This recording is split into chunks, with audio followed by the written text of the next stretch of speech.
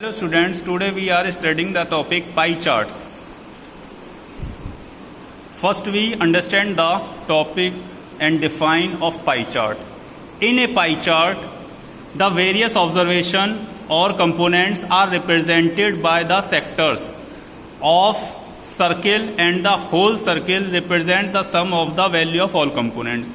इसमें क्या होता है, द वेरियस ऑब्जर्वेशन, इसके अंदर बहुत सारे ऑब्जर्वेशंस होते हैं और कंपोनेंट, उनको कंपोनेंट भी बोल सकते हैं, कंपोनेंट्स होते हैं, are represented by the sector of the circle, उनको सेक्टर्स के थ्रू शो किया जाता है. सेक्टर क्या होता है, सर्किल का एक पार्ट. जैसे हमारे ये बना हुआ है तो ये भी, ये सेक्टर हो गया फूड का, ये रेंट का सेक्टर हो गया, ये एजुकेशन का सेक्टर हो गया, ये सेविंग का सेक्टर हो गया, ये म्यूजिक का सेक्टर हो गया, मिसलेनियस का. तो इसी टाइप से इसको सेक्टर की फॉर्म में शो किया जाता है. Represent the sector of the circle and the whole circle represent the sum of the value of all component. और जो पूरा सर्किल होता है वो होल कंपोनेंट के सम को शो करता है, होल कंपोनेंट के सम के वैल्यू को शो करता है. इसके लिए सबसे पहले हमें सेंट्रल एंगल निकालना पड़ता है सेक्टर बनाने के लिए. तो सेंट्रल एंगल फाइंड आउट करने के लिए central angle for a component, ये इसका फॉर्मूला है, वैल्यू ऑफ द कंपोनेंट, जो भी कंपोनेंट की वैल्यू होगी वो, upon sum of the value of all components, सारे कंपोनेंट का सम, मल्टीप्लाई 360 डिग्री, और 360 की उसमें मल्टीप्लाई कर दी जाती है. तो इस तरीके से ये हमारे सारे सेंट्रल एंगल हम फाइंड आउट कर सकते हैं. ठीक है, तो इसको अच्छे से समझने के लिए हम पहले इसका एक क्वेश्चन समझेंगे, जब आपके इसका अच्छे से समझ पाएंगे. ठीक है, हम इसका क्वेश्चन देखते हैं. क्वेश्चन नंबर 1 है इसमें, the monthly income of a family is 28,800. The monthly expenditure of the family on the various items is given below. इसमें सारे आइटम्स दिए हुए हैं कि फैमिली में कौन कौन से होते हैं. आइटम रेंट, रेंट पे करता है 8,000 एक्सपेंस, फूड पर करता है 10,800 एक्सपेंस, क्लोथिंग पर 5,600, एजुकेशन पे 3,600, सेविंग पर 800.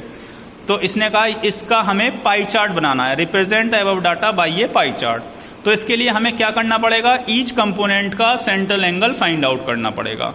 उसके बाद फिर हम सर्किल बना करके तब उसमें सेक्टर्स फाइंड आउट करेंगे. ठीक है, और ये क्वेश्चन जरूरी नहीं है इसी टाइप से रुपीज में ही दिया हुआ हो, ये इसमें नंबर ऑफ एनिमल्स में भी आ सकता है, या नंबर ऑफ वर्कर्स में आ सकता है, या परसेंटेज भी आ सकती है. परसेंट की टोटल परसेंट 100 आ जाएगी इसमें. तो परसेंट को हमें नहीं देखना है, हमें केवल इसकी क्या देखनी है, न्यूमेरिकल वैल्यू कितनी है. ठीक है, तो अब हम देखते हैं. इसके लिए फर्स्टली हमें टेबल बनानी पड़ेगी. क्या बनानी पड़ेगी, टेबल. तो हम टेबल बनाएंगे. देखिए,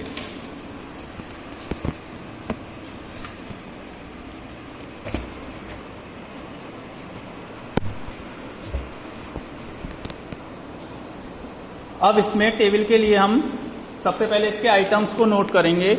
तो आइटम्स को हमारा जाएगा calculation of central angles. First यहां लिखेंगे कैलकुलेशन ऑफ सेंट्रल एंगल्स.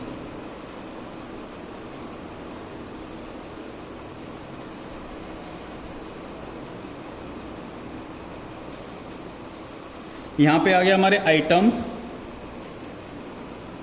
यहां पर एक्सपेंडिचर इन रुपीज, फिर ये सेंट्रल एंगल.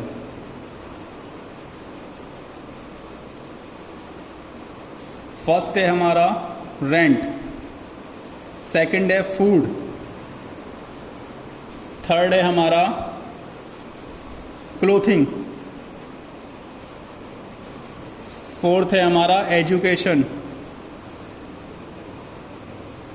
और फिर है सेविंग. अब हम इनकी कितने कितने एक्सपेंस करता है उनकी वो लिखेंगे, इनके अमाउंट. ये 8,000, यहाँ पर 10,800, फिर ये 5,600, और फिर 3,600, और सेविंग में है हमारा 800. इसका टोटल करेंगे हम, तो टोटल आ जाएगा रुपीज में 000, 8 और 6 14 और 6 20 और 8 28, 2, 2 और 5 10, 2 और 3 5, 5 और 5 10, 10 और 10 20, 20 और 8 28। तो ये हो गया हमारा टोटल, जिसको कि हमें डिनोमिनेटर में लिखना है। ठीक है, अब हम सेंटर एंगल फाइंड आउट करने के लिए हमारा फॉर्मूला क्या था हमारा? फॉर्मूला था हमारा value of the components upon sum of the value of all components into 360 degree. तो पहले value of all component, value of the component लिखेंगे और अपॉन में लिखेंगे टोटल इसका। तो हमारा इसका कितना है? कंपोनेंट हमारा रेंट का कंपोनेंट है 8000, उसको लिखेंगे ऊपर। और इसके बाद फिर हम क्या लिखेंगे? इसके बाद फिर हम अपॉन में टोटल 28,800 इंटू 360। 1 0 से 1 0 कैंसिल, सेकंड 0 से सेकंड 0 कैंसिल, 4 से काट लेंगे, 4 9 जा 36, 4 से काटेंगे, 4 7 जा 28 और 4 2 जा 8, फिर 9 से काट देंगे, 9 8 जा 72। अब 8 से इसको काट देंगे, 8 से क्या, 8 1 जा 8 और 00, तो कितना आ गया ये हमारा 100 डिग्री। कितना आ गया? 100 डिग्री। अब इसके बाद फिर सेकंड निकालते हैं 10,800 का अपॉन 28,800 इंटू 360 डिग्री। इसके लिए क्या करेंगे हम? 1 0 से 1 0 कैंसिल, सेकंड 0 से सेकंड 0 कैंसिल, 4 9 जा 36, 4 7 जा 28, 4 2 जा 8, 9 1 जा 9, 9 8 जा 72, 8 1 जा 8, सही है, 8 3 जा 24, 8 5 जा 40, तो ये आ गया 135 डिग्री। ठीक है, अब इसके बाद ये देखते हैं 5600 अपॉन 28,800 इंटू 360 डिग्री। 0 से 0 कैंसिल, इस 0 से 0 कैंसिल, 4 9 जा 36, 4 7 जा 28, 4 2 जा 8, इसी टाइप से काटते चले जाएंगे, 9 1 जा 9, 9 8 जा 72। अब 8 से काट लेंगे, 8 7 जा 56 और 0, तो ये आ गया हमारा 70 डिग्री। 71 जा 70 डिग्री। अब हम नेक्स्ट देखते हैं 36, तो 3600 upon 28,800 into 360 degree is equal to, अब 0 से 0 कैंसिल, 4 9 जा 36, ये आ गया 72, 9 1 जा 9, 9 8 जा 72, 8 4 जा 32, 8 5 जा 40, तो कितना आ गया 45 डिग्री। तो 45 बन जा 45 डिग्री।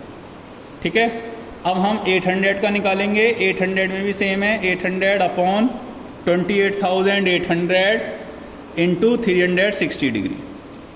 तो इसमें भी सेम प्रोसेस वही होगी, 1 0 से 1 0 कैंसिल, 4 9 जा 36, 4 7 जा 28, 4 2 जा 8 और इस 0 से ये 0 कैंसिल हो गई, तो 72 आ गया। अब 9 से काट लेंगे, 9 8 जा 72, अब 8 से काटेंगे इसे, 8 10 जा 80, 10 आया तो हो गया 10 डिग्री। अब इन सभी का टोटल हमारा 360 आना चाहिए। ये जितने भी हमारे एंगल्स हैं सबका टोटल कितना आना चाहिए? 360। यदि 360 नहीं आता है तो हमारा रॉन्ग है। ठीक है, तो हम इसे प्लस करते हैं, 5 और 5 10 की 0, कैरी 1, 1 और 1 2 और 4 6, 6 और 7 13, 13 और 3 16, 16 का 6, कैरी 1, 1 को इसमें प्लस करा, 1 और 1 2 और 1 3, तो ये आ गया 360 डिग्री।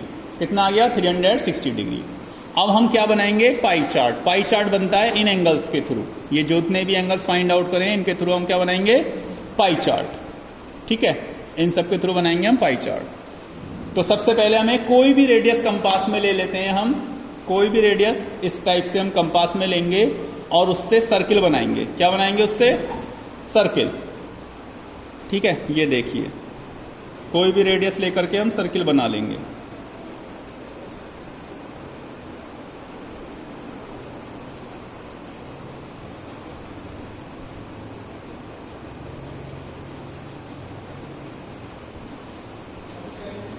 बन गया सर्किल। इसके बाद में अब हम क्या करेंगे? इसके बाद हम इसमें एक रेडियस ड्रॉ करेंगे। क्या ड्रॉ करेंगे? एक रेडियस। तो रेडियस ड्रॉ करने के लिए हम स्केल का यूज करेंगे। तो ये हो गया, इस टाइप से हम यहाँ पे रेडियस ड्रॉ करते हैं इसकी। रेडियस ड्रॉ करके ये आया हमारा, और ये हमने रेडियस ड्रॉ कर ली सेंटर से। इसका सेंटर जो भी आता है कंपास वाला वो सेंटर होता है, उससे एक रेडियस ड्रॉ कर लिया। अब इसके बाद हमारा फर्स्ट एंगल है 100 डिग्री, तो हम अपने डी के थ्रू, प्रोटेक्टर के थ्रू इस पे 100 डिग्री का एंगल बनाएंगे। 100 डिग्री का एंगल बनाने के लिए आपको ये ध्यान रखना है, इसका जो मिड पॉइंट है और इसका मिड पॉइंट वो एक साथ होने चाहिए, इस टाइप से। ये रख लिया हमने मिड पॉइंट, और ये वाली लाइन इस लाइन के ऊपर होनी चाहिए, ठीक है। ये हो गया लाइन, ये मिड पॉइंट के ऊपर आ गया, लाइन पर आ गई। और जिस साइड में लाइन होती है उधर से जीरो देखना शुरू करते हैं। जिस साइड में लाइन, ये नहीं है कि ऊपर वाले देखेंगे आप, जिस साइड में लाइन है उस साइड में जीरो देखेंगे। जीरो ये रहा नीचे वाले उस पर है 0, 10, 20, 30, 40, 50, 60, 70, 80, 90, 100। फर्स्ट था हमारा 100, तो हम 100 पर मार्क कर देंगे इसको। 100 पे मार्क कर दिया, और अब इसको ज्वाइन कर देंगे, इस टाइप से, ठीक है। तो ये हमारा बन गया रेंट। क्या आ गया ये हमारा रेंट, कितना 100 डिग्री। ये हो गया हमारा रेंट। अब ये जो नई रेडियस आई है, न्यू रेडियस, इस पर बनाएंगे कितना, सेकंड है हमारा 135, वो है फूड। क्या है, फूड 135। तो हम इस पर बनाएंगे फूड को 135, इसी पर, ये जो नई रेडियस आई है। अब इस पर रखेंगे अपने डी को, ये जो सेंटर है इसका, इस सेंटर को इस सेंटर पे रखेंगे, ठीक है। तो वो ये रखा हमने इस सेंटर पे,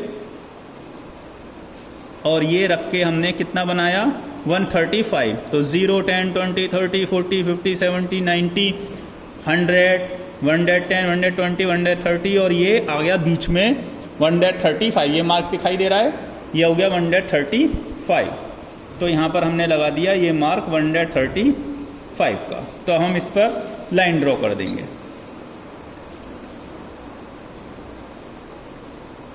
ये हमने लाइन ड्रॉ कर दी, ये हो गया 135 डिग्री। कितना हो गया ये 135 डिग्री। ये हो गया हमारा फूड। क्या हो गया ये फूड। अब है हमारा नेक्स्ट क्लोथिंग। क्लोथिंग कितना है 70 डिग्री। क्लोथिंग कितना है 70 डिग्री। तो क्लोथिंग को हम बनाएंगे 70 डिग्री का। अब ये जो न्यू रेडियस आई है अब इस पर रखेंगे डी 70 डिग्री का। तो ये देखिए हमने ये रख दिया सेंटर पे, और इसको न्यू रेडियस पे रखते जाना है। बस आपको ये देखना है वही 0, 10, 20, 30, 40, 50, 60 और ये 70। ये आ गया 70, ठीक है। तो जिस साइड लाइन होती है उसी साइड हमें इसको ड्रॉ करना होता है।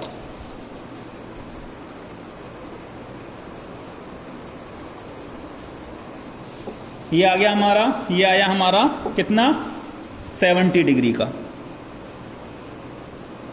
ये है हमारे क्या है 70 डिग्री क्लोथिंग। इसके बाद में हमें बनाना है, इसके बाद है हमारा 45 डिग्री का एजुकेशन।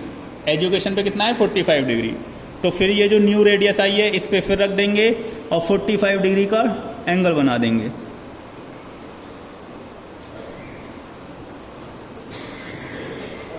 तो ये जब 45 डिग्री का बनाएंगे हम,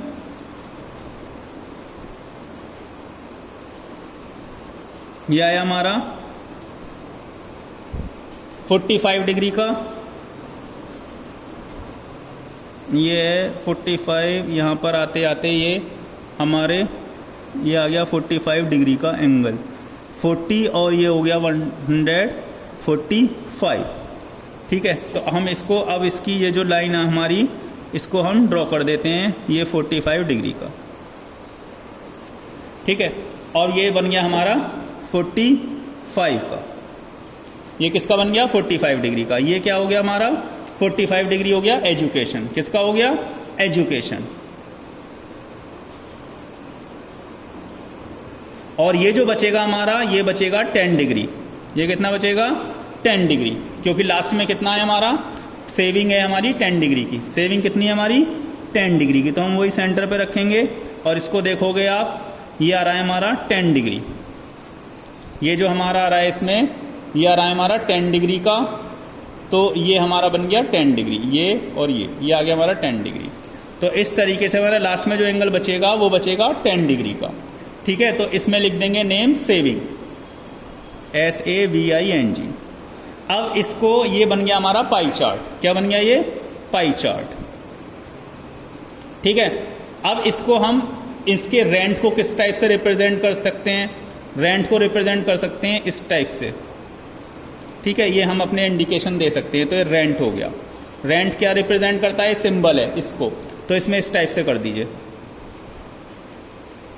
आप चाहें तो कोई पेंसिल कलर कर सकते हैं या वैक्स कलर कर सकते हैं, जिस भी कलर से आप करेंगे वो यहाँ पे फिल कर देंगे और उस कलर को यहाँ पे फिल कर देंगे इसमें। ठीक है, तो ये हो गया हमारा रेंट। उसके बाद क्या था हमारा? रेंट के बाद था हमारा फूड। फिर क्या था? फूड। तो हम फूड को लेते हैं। फूड को किस टाइप से रिप्रेजेंट कर सकते हैं? फूड को रिप्रेजेंट कर दीजिए सर्कल से। ऐसे छोटे छोटे सर्कल बना सकते हैं हम। तो यही सर्कल रिप्रेजेंट कर दीजिए, फूड को रिप्रेजेंट कर रहे हैं। आप कुछ भी मार्किंग कर सकते हैं इसमें कोई वो नहीं है। इस टाइप से आप फूड का रिप्रेजेंट कर सकते हैं। ठीक है, तो ये हमारे फूड की रिप्रेजेंटेशन हो गई। ये क्या रिप्रेजेंट कर रहा है? ये फूड को। तो कोई भी देखेगा ये किस चीज़ को रिप्रेजेंट? फूड। यदि आप नेम भी नहीं लिखते हैं तो आप इस टाइप से कर देंगे, तो ये फूड की रिप्रेजेंटेशन हो गई। फिर आ गई क्लोथिंग। तो क्लोथिंग में क्या कर सकते हैं हम?